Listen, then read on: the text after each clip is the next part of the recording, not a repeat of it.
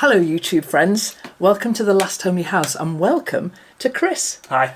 Chris English, who I met at Festival of Quilts and has become a mate. And he's come to visit me here at the Last Homely House and we're going to talk about quilts all day. I'm really excited. Yeah, likewise. Good, excellent. So where are you from? I'm from Romford in Essex, but now I live in Huddersfield, West Yorkshire. Okay, Yeah, all right. So okay. I've moved up north slowly. And what do you do? I mean, that's a very open-ended question, Yeah, isn't it? So I describe myself as a quilt maker and fabric designer maker, I suppose. So I've always been into textiles. And that's really expressed itself through quilting and more latterly kind of some fabric design. Okay, and that's where you're moving into now, isn't it? Is actually designing fabric. Yeah, absolutely. And for me, it's I like I've got lots of different ideas. Yeah. And I just like bringing lots of different things together. And that's really. why I've invited you up here, because I just love listening to your ideas, listening to you talk about what you do. And when I met you at festival last year and the year before, and you showed me your quilts, I was just completely blown away by your style. Oh, thank you. I really, and I still am, because I think as a quilter, if I call myself a quilter, I take fabric of the same weight, I do a pattern that kind of is a recognisable pattern, and I end up with a result. Yeah, absolutely. And I think that's what the majority of us are doing, but you don't do that. Well, no, I suppose not. And I think the way I make my quilts is I'll often start like smaller pieces, and then over time I'll bring them together. And I take lots of different influences from art and design and all sorts of different things. And sometimes, and I'll show you some examples later, where I found a piece of fabric and I quite like it as it is, and that will go into the quilt just as one piece. Just as a big piece. But equally next to it I'll have some half square triangles or quarter made square out triangles. of not necessarily quilting weight fabric. Absolutely. So I use lots of different weights of. I use what I like. And so you find this fabric from. My main source is like at Huddersfield. We have a wonderful open market, and it's like a cross between a flea market and a car boot sale. And it's hit and miss, but you can go and you can find amazing fabrics, and you can. And I also go around a lot of charity shops. Oh my God! Cat's just come to say hello. Charity shops. Yeah, charity shops are a great source of fabric, and I do occasionally buy new fabric, not very often. No. And yes, I've got lots of different sources. Okay, what comes first then? The idea for the quilt or the piece of fabric that inspires it, or is it? It's a bit of both, really. It's a bit of both. So if I see a print, so in the charity shop, if I see a shirt I like, I'll buy it and I'll put it with all my other fabric in my stash. And then I'll see a block I want to try, or I'll see something. I think, okay, let me go and see what fabric I've got to make a start of something. So what does your stash look like? Oh, it's a disaster zone. I've got a very good. I haven't got a photographic memory, but I've got a very good memory for what fabric I've got, and I'll know. And I know what I like, and it'll all go upstairs, and it gets stored in like a loft room. Not in it's just kind of everywhere. No, not by colour or anything like that. Definitely need a return visit. I would love to come and film your stash. Oh, you would not. It's bad. It's really bad. But I think sometimes these fabrics get put together, and I think, yes, actually that works. And it just kind of happens quite naturally. So the stash is out of control, frankly. But I know what I've got roughly, and I like to work on multiple projects at one time. Ah, right. Okay, so explain a little bit about your working process then, because that's interesting. Yeah. I've always got 10 projects on the go. Right. I think most of you have as well. Yeah, I think most people do. So sometimes you don't feel like doing something too formal or structured. Sometimes I just want to sew fabrics together, and that's when I'll make like the crumb blocks I make. And then sometimes I will want to recreate like a traditional block, and so I'll sit and I'll do that. And I think it depends what mood I'm in, what sewing I want to do. Exactly. I think everyone can recognise that one. I don't think there's many people out there who start something, work it all the way through and finish it. Maybe some people do that, but most people have got several little jobs on the go at once, and I think. Like some evenings, like I just like to sit and hand quilt. Yeah. Like if the cricket or the snooker's on, that's perfect. Background TV, and I'll sit and I'll hand quilt, and you can get quite a lot done in an evening. And I do the same thing. So I'm hand stitching an English paper piece project, and I'm watching my favourite film or something like that. And I think, that's another thing that people resonate with, the way that we work and where we work. Yes, completely. Have you got a work room like I have here?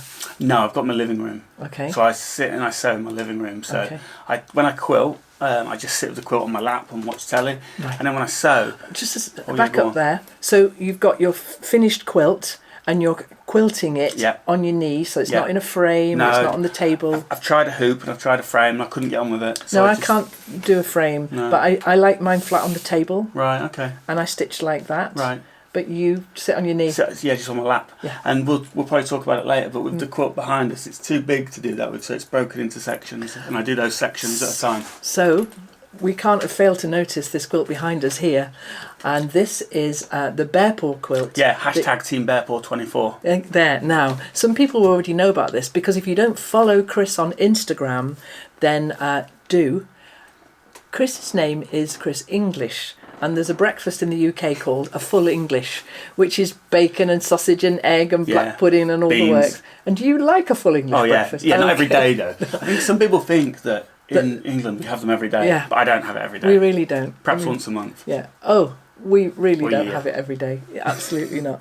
So, so a full English. Go to Instagram and follow Chris on there, and you'll be able to see all about Team Bear Paw 24. Tell us about this quilt behind us here. Well, as I was saying earlier, sometimes I'll see a block, and I do like traditional quilts, and occasionally I had a bit of a 9-patch phase where I was making 9 patches, and then I thought, okay, I'll try a bear paw because I haven't really done one, and I thought I'd have a go, and so I did one, and then somebody on Instagram suggested maybe doing like a group quilt, and I hadn't really ever thought about doing that. Because again, backing up slightly, in the festival, because that's where I've met you, festival has categories for entering quilts, and there is a category for a group quilt, isn't there? And you've entered that one a number of times. I have, yeah. So last year I entered it with the quilt. I found an unfinished quilt top at the market that I go to, and I included that. And I didn't know the maker, because and who knows where it was from, but I put myself and unknown as the maker in the group quilt, exactly. And because I wanted to, and I also had you seen those signature blocks where that was the one I was thinking of. So that one, there was about 8 or 10 different signature blocks, and these were blocks, very traditionally made blocks with someone's name embroidered onto them. And where did you find them? One of my friends in the States sent me them. Okay. Because she knows I love orphan blocks, and so she had them, and so I got those and some other orphan blocks. And so in the entry, I referenced all the people's name. Yeah. So I like to think that the original people that made them would be pleased to see that they were being recognised in a quilt. Yeah. In a festival like the festival quilt. Okay, then that brings us on to this one behind us here, because are you going to put everyone's names on this one? I won't have room. No, because tell us about this one. So, like I said, somebody suggested I could do like a group quilt, and I thought, that's a good idea. And I thought I'd get about 10, 15, 20 max blocks. I've had over 200. 200. I've just worked it out. There's about 96 in this. It's 8 by 12. So that's what, 96, right? Yeah. Anna and I don't do maths. No, normally. And the other one's 12 by 12, and that's 144. So that to get it's over 200, which I've been blown away by. And as you can see, they're all beautiful and they're all unique, and I just love them together. The strength of them, individually they're cool, but the strength of them is in that they're together. Absolutely. So you gave people the size of the Bear Paw block to do? I did a little video on Instagram, Yeah, because I saw that little video and I thought, I'll make Chris a Bear Paw, and I haven't. So, I'm going to make one today. And so that you can, how many quilts will you get out of this? So I've got two Bear Paw quilts. This is the smaller one, believe it or not. Wow. And the other one is pieced and finished now. And then any straggler blocks, which mine will be a straggler block, are going into one of my quilts that I'll enter. Okay. Probably in a different category. Because I think I'll be limited on 2 for the group. Yeah, category. So that'll be this one and the other one. So, gosh, there's so much we could talk about with this quilt. So much. There really is. I don't even know where to start. Well, the thing I loved the most was getting home, and some days there were tons of letters, and they've come from all over the world. New Zealand, Australia, South Africa, the States, loads of European ones, South America. It's just wild. How lovely. It's amazing. What a fantastic quilting community. Yeah, so completely. Just to say, when this video goes out, you don't need any more, do you? No, not for this year. And I don't know if I'll revisit it next year, but who knows. But no, I don't need any more blocks. We don't need any more Bear Paws, apart from my one. Apart from yours, we've made an exception. We'll make an exception for that one, so that's good. So one of the things that I hoped we'd talk about while you were here is Quilt As You Go, because that's not something I've ever done, and you do it all the time. I do it all the time, yeah. And loads of other things that we can discuss, but what did you use thread-wise to quilt this with? So this is quilted using Oracle 12 weight, the bright pink. Oh, it's not in my box. Doesn't matter. Let's have a look. This is my thread collection. It's a bit of a tatty box, I'm afraid. Sorry, it's seen a lot of action. So it's based on my love of street art. Yeah. And I like street art. And I'd used a lot of, you can see that I like a lot of colours and I like a lot of textures. Yeah. So my box was made up of 5 different weights of thread. Okay. So I recognise the 12s and the stranded. Yeah, so there's some floss. There's 80 weight, and then there's 12. Yeah. Yeah, there's 28 weight and 40. So there's a real mix. Everything to go at there. Yeah, and the idea was that people, some of my other quilts are a mix of hand quilting and machine quilting, and I like to mix it up to create an interesting kind of quilty texture. I'm really interested in the way that you quilt, and so I'm wondering if now's an opportunity to have a look. We can, yeah. Where's it? Hang on.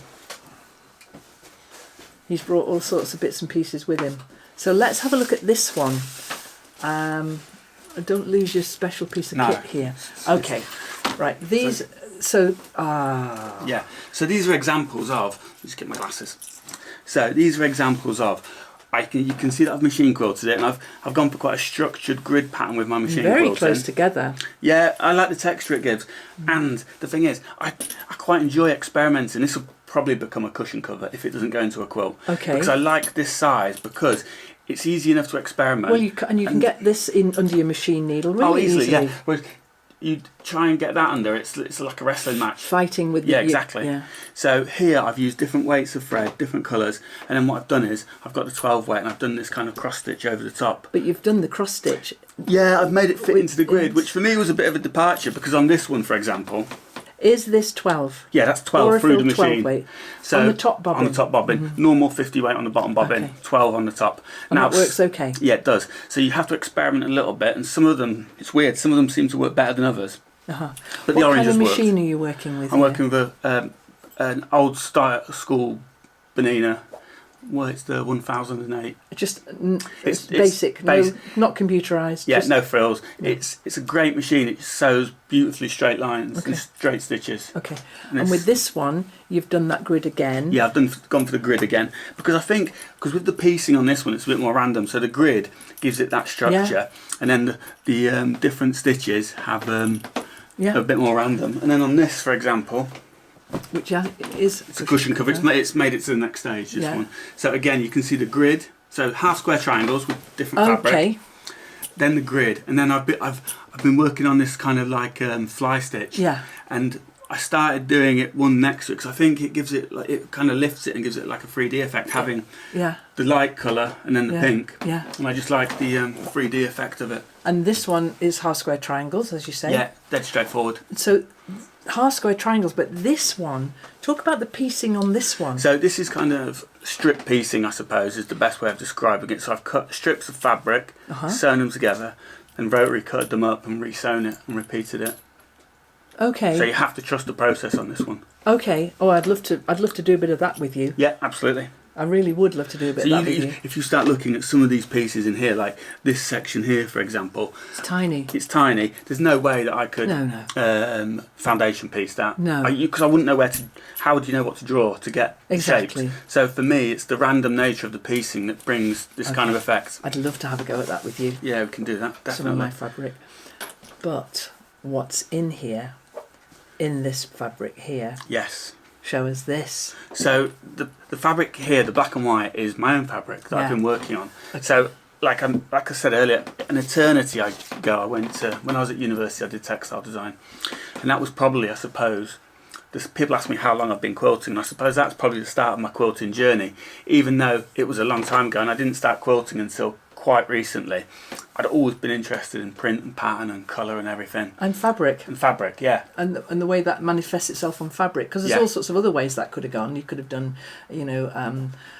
drawing, paper art, absolutely, all of that kind of thing. Yeah. But it landed on fabric. Yeah, and there must be some kind of deep-seated reasons that I like fabric. Well, we're very pleased you do. So yes, so what I've been getting into is in the event that I can't find the fabric that I like, I wanted to have a go at making some myself and trying that and seeing what I come up with. That's the next natural step. Yeah, for you, exactly. Isn't And it? there's some in the cushion cooker as well, so you can see it in there. I see it. Yeah. Yeah. I So see that there. the Yeah. black and white. Yeah. So let's talk a little bit about that process then. But before we do, this printed fabric that you made was part of a Kickstarter campaign. Yes.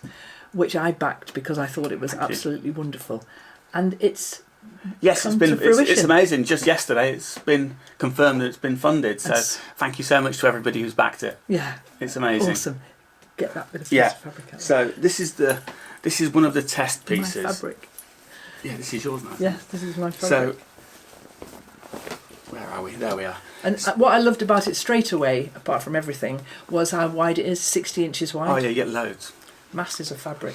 So I've always loved screen printing, and screen printing is the way that lots of fabrics are printed. Nowadays it's all done mechanically, and you can have up to 16 different screens to get all the different colours. Yes. But this is designed and printed by hand in a studio just near where I live in West Yorkshire. Awesome. I think it's just great you've got that resource nearby. Oh, it's brilliant. Yeah. It's such an amazing resource. On this piece of fabric, there's lots of different techniques that I wanted to experiment with. So this piece of lace, for example, is something that I found at the market, and I've exposed this directly onto the screen. Likewise, this flowery bit are flowers that I pressed and then foliage. Yeah, real foliage, and exposed onto the screen. This piece up here. So this was like some acrylic paint that I rolled on, and then took a knife and scratched it out. And then, there's loads of, like I've been using an oil, the oil pastels. Yeah. And so I can show you, actually, my sketchbook where I develop a lot of my ideas. And you can see I collect loads of stuff. So what I'll do is I'll have a go at doing the drawing, and I'll have a go at different techniques. Like these are just bits of black paper stuck down. But then, for example, you can see that thistle, I've pressed that. And then these are all my pressed flowers, and like that's just a weed from the garden. That's the bit you can see on here, wherever it's gone. It's here, look. So that is exactly, whoopsie, that is exactly one of these pieces exposed onto the screen, and that flower there is that one, I think. Look, it matches, doesn't it? Yeah. So that's that. And then I just collect all these different bits and I press them flat. And when you expose them onto the screen, so it's a screen printing process. So to get it onto the fabric, that's the positive that I use to expose onto the screen. So you'll see different elements like these kind of circles with the crossing. Look, it's here. It's there. So that is that part of the screen. There's that section. Yeah. So if you lay that over that, it should, in theory, line up. Yeah. And it does. It does. It will. Yeah. Blown away. Utterly blown away. So I think what we should do is have a ratch through my fabric. Yeah. Make something. Absolutely. But before we move on to that, I remember an Instagram post where you said that you didn't have enough binding for your bear paw. Right, yes, I did. And I've got a drawer full of binding here. And so if you have a look at this, and also some bits and pieces of orphan blocks, is there any of this binding that will suit, do you think? Yes, well, the beauty of that quilt is that anything kind of will suit it, because here's my bindings. I need quite a lot. Okay, but what kind of thickness, what kind of width are you using? So I'm using 2.5 inch width. Oh, okay, well that's 2 inch. But these are 2.5. Yeah, beautiful. And that one has got all sorts of bits and pieces in it. That worked perfectly. And this one is just that. Yeah. So you could cut bits of that up and use that. But the thing is, with something like this, there's probably a couple of metres there, maybe a metre and a half. Oh, there's more than that, I think. And there's quite a lot. It'll probably do a quarter of it. Yeah, exactly. So it will soon blend in with all the other binding. So that'd be amazing. Well, you have those, and we'll probably find you some more bits and pieces for use for binding if you like. But what I'm going to suggest now is that we have a look through some of my bits and pieces of fabric. I've got a lot of fabric. I mean, you describe how you keep your stash. Maybe I should come clean and let you see mine. And we'll choose some fabrics, and then maybe what I'd quite like to do, I'm wondering if I'm going to be bold enough to cut this up. I think I shouldn't I? We can try, can't we? We could, couldn't we? Yep, absolutely. With the master here to show me what to do. Well, yeah. We'll choose some fabrics here. So there's a couple of things then that I'd quite like to do now, and one of them would be this that I've just talked about, but the other one would be to select some fabric to make the bear paw. Absolutely, yeah. Okay, so I think maybe we'll do that first because it's just occurred to me. Leave all this on the table. Yeah. But a little while ago, our friend Brandon, because you know Brandon I do, Madley yeah, as well, yeah. don't you? He sent me this. Oh, wow. Which was, it's, have a read of that. There you go. Isn't that lovely? Oh yeah, that's very cool. And inside here is all this fabric. Oh yeah, amazing. Now, what I'd like you to do is select the fabrics you would like me, because this is like precious fabric for me. Yeah. And we could use some of this today. I'll definitely make your bear paw out of Thank some you. of this. But you could also, we'll perhaps use some of this for whatever it is we're going to do here. Yeah. I'm very excited. Choose your bear paw fabrics, Chris. Right. Do Ooh, not that take one. your time. Okay, there you go. Don't take your time. No, I Just think go I for it. just know. You do, don't you? Yeah, you know intrinsically. I do. Okay, but I would So like that to I make would- it all out of Brandon's Yeah, no, fabric. listen, so with that is quite, what's the word, organic Okay, and stuff, so I think that with a stripe. okay. And so these would be, looking at your, this would be the centre block and the paw bits, and this would be the outside because there's not so much of that. Yeah, exactly Or- that, yeah. We could even, Oh, if there's more of that side. well, keep looking until you find what you like. There's so Well, much definitely, I in here. like that, so that's All a right, definite. that's a go. And then I think it's a stripe of, Okay. Because I haven't yet decided what I'm going to do with this. I did a poll on my Patreon that's channel. quite funky together. And asked them what I should do with this, and I got the result, and I'm going to do it. I'm not going to tell you what it is yet though, because I've got to do it first. I like that, because what I like about this is the pinks and purples. And even though they're a bit different, I Yeah. think that there's something Okay. cool about that. So put those to one side then, Thank you. and if we just move all of this out of the way Yeah. and look at them again and see if you've absolutely made your final decision. That's the ones you want to use for your bear paw. Which would be the middle, I think this is the middle. okay? And that's the claw, That's the the- outside. Yeah, that's the outside So- bit. so So the- some people, for example, like in that one, they've used 3 fabrics, Yeah. which is fine. Yeah. And it's all fine, really. Yeah. Some people have used. Some people got the sizing slightly wrong. Yeah, and so you. So we just had to add bits Slips on to and make bits it and work. pieces, But yeah. yes, that's all fine as well. Funky. Well, that's fine. Yeah. Yeah. So Right. yeah, There's happy the, with those. There's the Last Only House Brandon Madley bear paw. Super. Right there. Okay, that's great. Okay, and so now then I think what we need to do is have a ratch around in the fabric Yep. and find some bits and pieces to make something like this with. Yeah, we can do that. Thank you very much. But I think No I'll put the problem. kettle on first and we'll have a cup of tea. Oh, definitely. Yeah. Thanks. So come on in, Chris. Thank you. This is where I have quite a lot of my Oh wow. Okay. Yeah. my fabric. Yeah. And we have got it kind of organised, you know, white fabric, Right. Good. quilt scraps. Perfect. So what's in here then? These are some orphans here. But- This is cool, this Thunderbird. Also what we've got in here though are all sorts of bits and pieces. So there's an old blouse of mine that I loved wearing years Okay, ago. And there's Oh wow. Tie dye. and I won this. Yeah, that's cool. We're never cutting that up. No. Well. That, yes it is, and that's an old piece of quilt that I was making into a jacket for, but we have, It's a work in progress. it is a work in progress. But other bits, spare bits, I think I must keep that and try and finish that Yeah, no, little that's fair coat for enough. one of my grandkids. So that's what that one is. But this was a box So that's velvet, kind of velvet effect. yeah, So we can absolutely use that. take that, Liberty scraps there. Thank you. Do you want any more quilt wadding? Because that box is full of wadding. You want to take a few bits and pieces? But I've got this square now.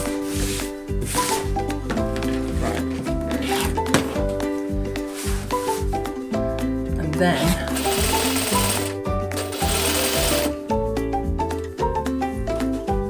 Amazing. Thank you.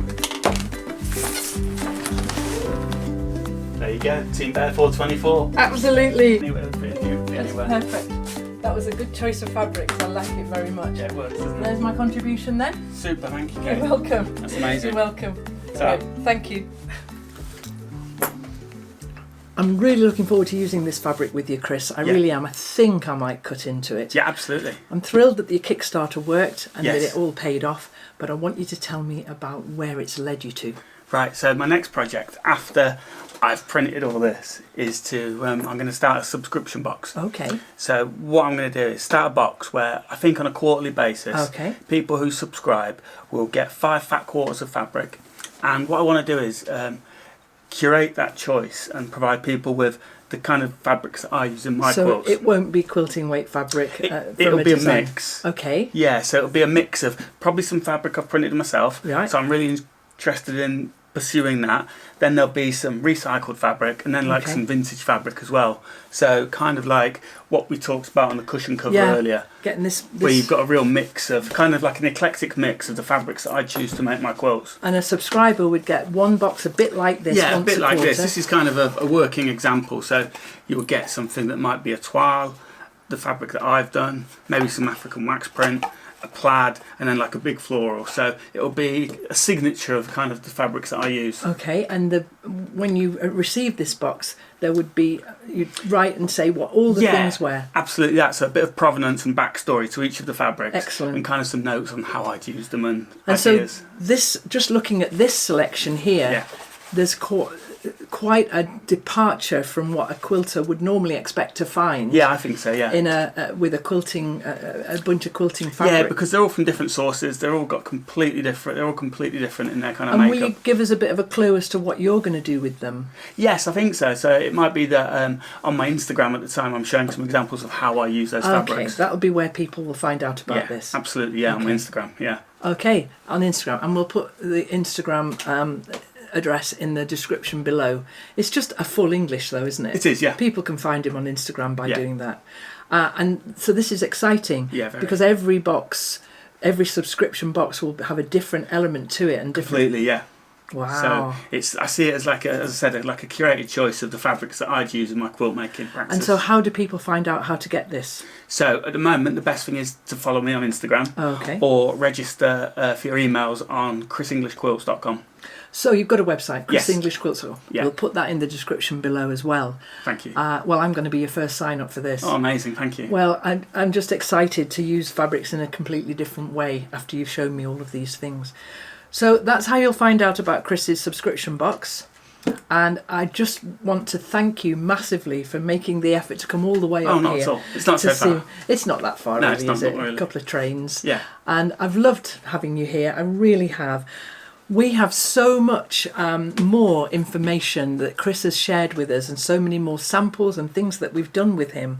Way more than we can put in a YouTube video, because this video is already very long.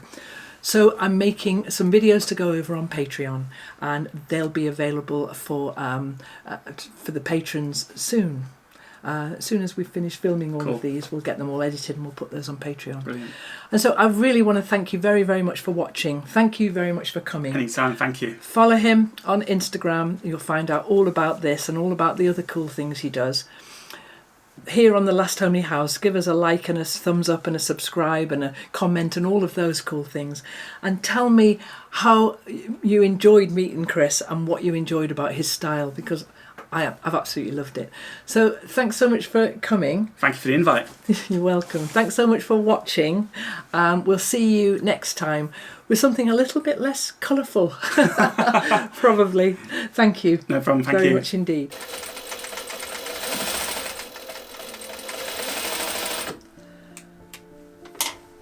So I was totally inspired after that visit from Chris to start investigating the Bear Paw block, and I have been sewing all weekend, and I've made some bear paws, quite a few bear paws. Do you want to have a look?